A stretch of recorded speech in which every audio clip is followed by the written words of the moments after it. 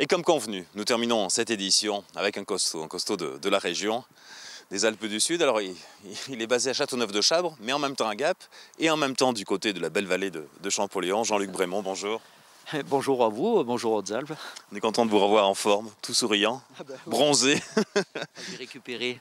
J'avais un peu les lèvres gercées, le nez qui avait triplé de volume, mais bon voilà, c'est bon, j'ai récupéré. Puis grosse fatigue aussi. Grosse fatigue. Alors voilà, sa dernière expé remonte au 25 septembre dernier, en tout cas pour l'arrivée au sommet. C'était le jour de votre anniversaire. Comment vous calculez ça pour arriver au sommet d'un 8000 le jour de votre anniversaire? C'est pas vraiment le jour de mon anniversaire, c'est le jour de ma naissance. Le jour de ma naissance, je suis né à 25. Ah, d'accord, Voilà. d'accord. Parce que... pas le jour de... Je suis né à 25 en fait, voilà. Et bon, je me suis dit, tiens, c'est un signe. C'était ou le 25 ou le 26, puis finalement, j'ai décidé le 25. J'aurais peut-être dû choisir le 26, mais il y a 80% des personnes qui l'ont tenté le 25. Voilà, et les conditions étaient moyennes au sommet. Je suis un petit peu déçu et la météo était vraiment moyenne. Donc, on a tout eu, du brouillard, des flocons.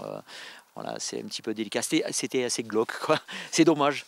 Alors, je vais essayer de me lancer dans la prononciation. Ce sommet, c'est le Cho-Oyu. Cho-Oyu, ça veut dire, c'est la déesse turquoise. C'est le 6e sommet de la planète. C'est pas le plus dur. Mais bon, de la manière dont je l'ai réalisé, sans oxygène, ça commence quand même à être assez difficile. Et c'est un sommet que j'avais échoué en 2016. Voilà, en 2016, j'avais fait deux très mauvaises nuits à 7200 mètres. Et le lendemain de la seconde nuit, j'étais dans un état pitoyable.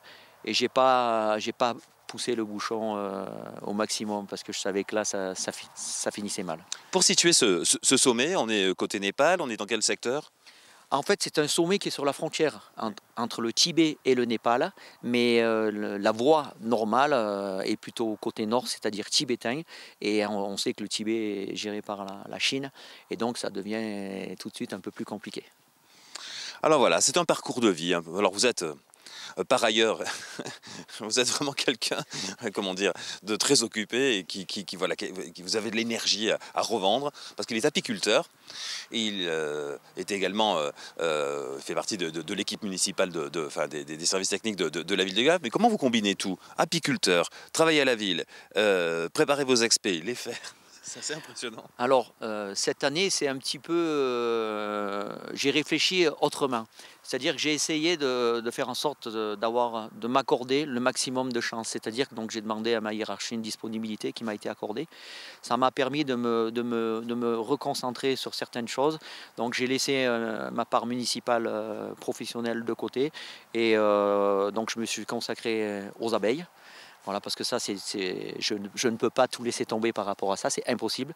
Et voilà, j'ai fait quelques petites randonnées, deux sommets dans le Val-Gaudemar, et j'ai participé au sauvetage de 11 brebis dans la vallée de Champollion. Donc il n'y a pas beaucoup d'entraînement, mais l'énergie, je pense que c'est important dans une existence, et j'ai basé la mienne sur l'énergie, sachant que j'ai eu 2 années, voire 3 années très difficiles avec une sciatique et une hernie discale.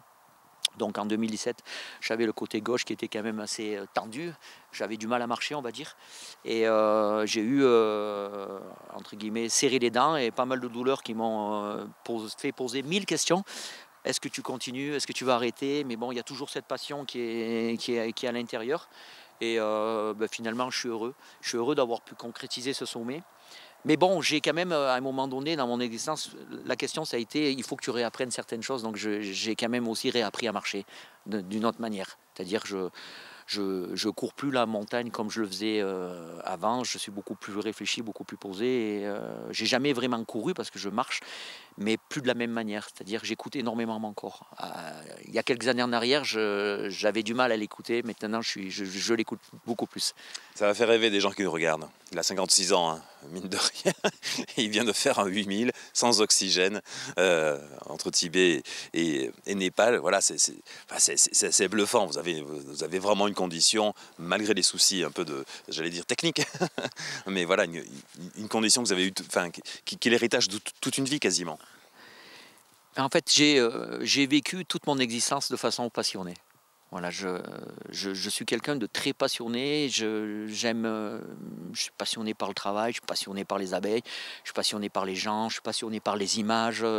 J'essaie de faire tout ce que je peux du mieux que je peux. Mais après, je ne dis pas que j'ai un cœur extraordinairement fort, que j'ai une puissance musculaire phénoménale. Je me situe parmi les gens moyens. Et j'ai toujours, entre guillemets, j'ai toujours essayé de militer pour que ces personnes qui se sentent un petit peu moins fortes que d'autres ou moyennes aient leur place. Et pas forcément que ce soit toujours les cadors qui soient en haut de l'affiche, ce genre de choses. Je suis bien à ma place parce que j'ai vu des gens qui étaient très très très forts, et techniquement et physiquement.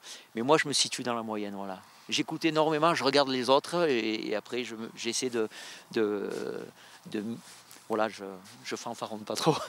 Dans ceux qui nous regardent et nous écoutent, dont moi, c'est quand même une moyenne haute. Hein. Moi, je veux bien que vous soyez dans la catégorie des moyens parce que vous êtes un fou de montagne et vous faites bien sûr allusion aux cadors et aux grands noms, à ceux qui font des premières et j'en passe.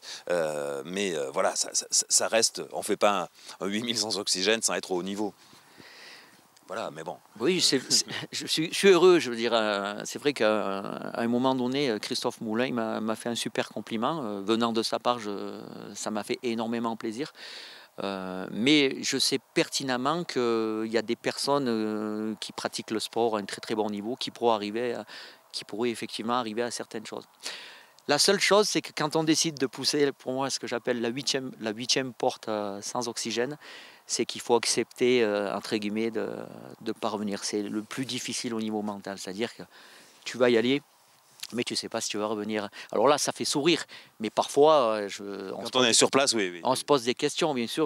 Quand on voit les images là, du sommet le jour de l'ascension finale, voilà, c'est des conditions. Oui. On voit le baromètre qui indique que le temps tourne. Le baromètre a véritablement chuté. Et puis j'arrive à 200 mètres sous le sommet. Et là, je trouve un Chinois dans une superbe combinaison rouge, avec sa bouteille d'oxygène, son masque. Et il me regarde, il me fait « Be careful, it's very dangerous ». Du style « Va-t'en tout de suite ». Je dis « Mais non, c'est pas possible, on n'est qu'à 200 mètres. Là. Il reste 200 mètres. De toute façon, tu es dans la zone d'attraction du sommet, il faut y aller. Quoi. Là, tu peux pas faire demi-tour à 200 mètres, surtout quand c'est quelque chose que tu as échoué en 2016 et tu t'es battu pour pouvoir y retourner, et puis tu as eu ta période où effectivement ta guibole n'était vraiment pas au top. Quoi. Non, là, tu y vas, quoi, tu y vas. Et c'est vrai que la redescente, ça a été quand même compliqué. Hein. Quand j'ai commencé à redescendre, oula, les 500 premiers mètres à la descente, je me suis dit de dénivelé, donc négatif, je me suis dit c'est pas gagné. Puis après, quand j'ai fait le dernier rappel, là, je me suis dit, tiens, j'aperçois les tentes à 7002, ça va faire. Wow. Voilà, il faut ajouter que les cadors que vous évoquez ont la chance d'avoir un environnement de sponsors, j'allais dire de techniques également, de conseils qui met de l'huile dans tout ça. Bon, ça enlève rien à leurs exploits, mais il y a tout un environnement qui facilite les choses. Oui, il y a beaucoup de préparatifs aussi autour pour organiser sa vie professionnelle, voir qui s'occupe des abeilles pendant l'absence, et j'allais dire trouver les katsus, les bons katsus, si je suis bien renseigné, qu'il faut pour faire l'expé.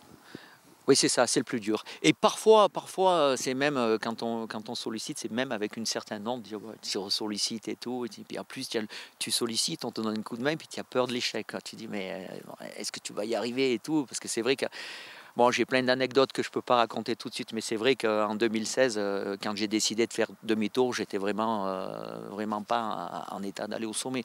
Et je regrette absolument pas d'avoir fait demi-tour. Donc ça m'a permis, entre 2016 et 2019, de me repositionner. Et voilà, mais j'ai énormément travaillé pour ça, énormément travaillé. Et puis bon, il y a aussi beaucoup d'interrogations. Hein. C'est pas le plus dur des 8000, on est d'accord, mais bon, voilà, c'est... Moi, quand je vois ces sommets, je baisse quand même les yeux. Je me dis, oh là, c'est quand même haut. Et bon, je suis content parce que je me suis très très bien acclimaté. On aurait eu un peu plus de temps sur place, ça aurait été merveilleux. Mais bon, il faut quand même savoir qu'on avait un visa de 1 mois et qu'au 1er octobre, ils nous mettaient dehors, quoi. Donc tout ça, c'est des choses, là, on ne peut pas s'imaginer, mais côté népalais, c'est quand même beaucoup plus facile. Très certainement, les Népalais, on peut discuter avec eux. Est-ce qu'il y a moyen d'avoir une semaine de rab? Mais de l'autre côté, c'est pas possible. Nous, le premier, ils nous mettaient dehors, de sûr. Alors là, vous avez repris vos habitudes aux Alpines, après donc cette série réalisée des Seven Summits, dont on en avait beaucoup parlé, maintenant ce 8000 sans oxygène. Votre vie maintenant, elle se repose un petit peu ici, à Châteauneuf-de-Chabre, hein. Pour ceux qui ne connaissent pas, c'est entre La Ragne et Sisteron, pour faire court, près de Ribier. Un petit peu de Champollion, un petit peu de Ville de Gap, c'est ça? Bah, Les abeilles sont où là? oh, ben, des abeilles en ce moment, il y en a à Châteauneuf, Antonave et voilà, un petit peu sur la Côte d'Azur. Mais après, bon là, je suis sur Gap et je vais redescendre en fin de semaine. Voilà, dimanche, je redescends sur Châteauneuf-de-Chabre, puis après je remonte. J'arrête pas de faire les allers-retours en fait. Voilà, ben, moi je suis Gapençais, j'ai vécu toute ma vie ici, ça me pose pas de problème. Mais je suis heureux ici, mais bon, le Châteauneuf-de-Chabre, c'est mon côté, du côté de ma belle famille. J'y suis bien et puis j'adore la nature, donc je suis souvent dehors. Et puis j'ai un peu aussi une âme de paysan, donc moi, mon projet du printemps, ce serait de faire pousser des fleurs pour les abeilles. Voilà, c'est quand même, c'est pas des projets extraordinaires, mais moi je me dis tiens, on peut pas toujours que prendre dans l'existence. À un moment donné, il faut aussi un petit peu donner. Donc il y a 4 terres, donc on va faire pousser des fleurs pour les abeilles. Au bout, pour terminer, vous libérer Jean-Luc, faire des 8000 comme ça, faire tous ces sommets, en fait, des plus de 6000, vous en avez fait combien depuis quelques années? Une quinzaine, hein, c'est ça? Ouais, je sais pas trop, j'ai pas tout compté, j'en ai fait quelques-uns, mais j'en referai très certainement d'autres. Je suis encore attiré par d'autres choses, bien sûr. Mais je dis honnêtement, je tenterai pas forcément à 8000 chaque année, parce que bon, on peut pas faire n'importe quoi non plus. Et puis aussi, il faut aussi passer un petit peu du temps avec les siens, quoi. Donc moi, j'ai quand même la chance de vivre avec une personne qui est très, très conciliante et très tolérante et qui a compris que voilà, c'était quand même important pour moi. Par contre, j'envisage d'autres choses, pas forcément des sommets très très hauts, mais pour le plaisir, pour l'esthétique, pour la découverte, pour la culture, et voilà. Toujours dans la neige et la glace, hein? J'adore la neige, j'adore la glace. Oui, j'aime bien le mixte, mais je suis pas très rochassier, je suis pas un grimpeur de Céuse. D'abord, j'ai jamais été très très fort. Mais par contre, j'adore le mix et c'est vrai que j'aime bien voir une montagne et imaginer un itinéraire, me dire tiens, parce que j'ai tracé quelques lignes aussi, dire bah, tiens, finalement, ça pourrait peut-être passer comme ça, comme ça. En fait, c'est la chance aussi d'avoir vécu et grandi dans un massif comme les Hautes-Alpes, parce que chez nous, quand même, les courses se méritent véritablement, comparativement à Chamonix où on peut faire une course à la demi-journée. Bon, on n'a que la benne de la Grave-la-Mèche, ça c'est pour le ski hors-piste, c'est extraordinaire, c'est un domaine fabuleux. Mais nous, on a quand même des massifs où il faut avancer jusqu'au refuge. Voilà, et donc ça nécessite beaucoup plus de temps. On a un massif qui est sauvage. Et j'ai appris énormément de choses au niveau des massifs alpins. Et ça me permet, ce que j'ai appris, le peu que j'ai appris ici, ça me permet de le mettre en pratique sur place quand il y a un problème, on va dire.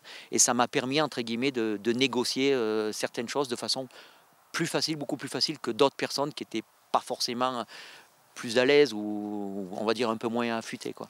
Sans Guy de lire tout ça, j'espère que vous ferez comme un bouquin, un livre, voir un film, on aura l'occasion d'en reparler. Quand on vous écoute, ça pourrait être un sentiment de fierté qui se dégage, et je trouve que c'est le cas finalement en fait, hein, chez tous les montagnards, les costauds comme l'on dit, c'est une école d'humilité d'aller chercher des 8000, d'aller chercher des 6000, on en revient, et au plus on en fait, au plus on est humble par rapport à la nature, par rapport à la montagne.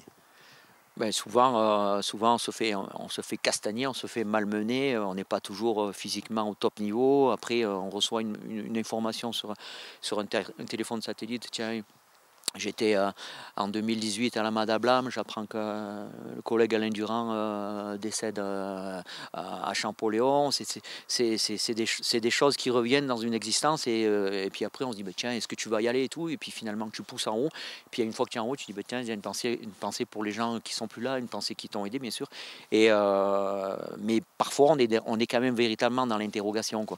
On se dit oula, mais tu vas y aller, et puis bon, pour être honnête, il y a quand même de la peur, quoi. Quand les choses se passent pas vraiment quand on veut, comme on veut, et que la météo est pourrie, hop là. Et on est bien d'accord que le Choyou, ça reste un sommet qui est abordable, même si on pousse sans oxygène le plus haut possible. Bon, là, j'ai eu de la chance pour le sommet. Moi, aujourd'hui, je connais des jeunes qui n'ont jamais fait d'himalayisme, donc qui vont quand même essayer de tenter le K2 en hiver. Et ils n'ont jamais fait ne serait-ce qu'un 8000. Quand on voit que quelqu'un comme Mike Horn va au K2 en plein été et il échoue à 300 mètres du sommet, je crois que Jean-Christophe Lafaille y était allé au mois de juillet, et qu'aujourd'hui il y a des jeunes qui se balancent dans une ascension, qui se jettent corps et âme dans une ascension en Himalaya au K2, qui est un des sommets, voire le sommet le plus dur de la planète, en plein hiver et sans oxygène. Je me dis que des fois, parfois, je me pose des questions. Voilà. Moi, j'ai essayé d'être posé, j'y suis allé sur la pointe des pieds, je me dis, tiens, est-ce que ça va faire? Bon, ça a fait, mais on me dirait aujourd'hui, tiens, on te donne tout ce qu'il faut pour aller au K2 en plein hiver, je dirais non. Il faut en toute chose raison garder. C'est bien que vous y reparlez de Jean-Christophe Lafaille, un livre vient de sortir, on vous en a parlé cette semaine, hein. N'hésitez pas à le découvrir. Moi, j'imagine que vous l'avez croisé quasiment toute votre vie, Jean-Christophe, hein, comme nous tous. Voilà, ça reste quelqu'un d'exceptionnel. Hein. Pour moi, Lafaille, c'est la référence au niveau himalayisme. C'est le plus doué de sa génération. Je trouve triste que ça soit terminé comme ça. Ça me fait une peine terrible. Au mois de janvier, au Makalu, 25 janvier. Voilà, j'ai vu le Makalu depuis la Madablam en 2018. J'ai eu une pensée pour lui, mais je crois que dans son histoire, il a voulu faire quelque chose de fabuleux au niveau engagement personnel. Peut-être que si c'était contenté d'un projet des 14 un peu plus en dessous, à mon avis, il serait ici. Et il avait, voilà, le Makalu en plein hiver, je crois que finalement, le premier qui a réussi ça, c'est Denis Seruko. C'est un himalayiste hors norme. C'est la personne qui est allée chercher Revol au Nanga Parbat. Ce sont des professionnels, ils font que ça.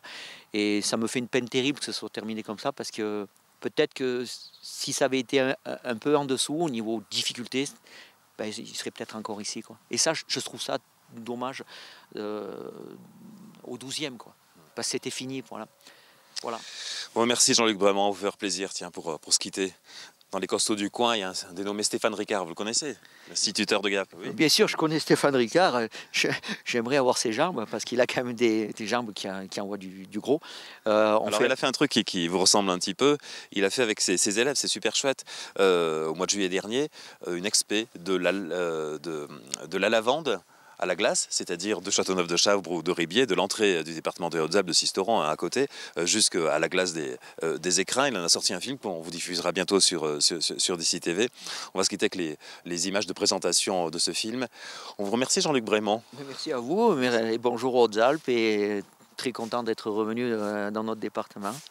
Et à l'image de cette figure de la montagne de notre secteur, de la lavande à la glace.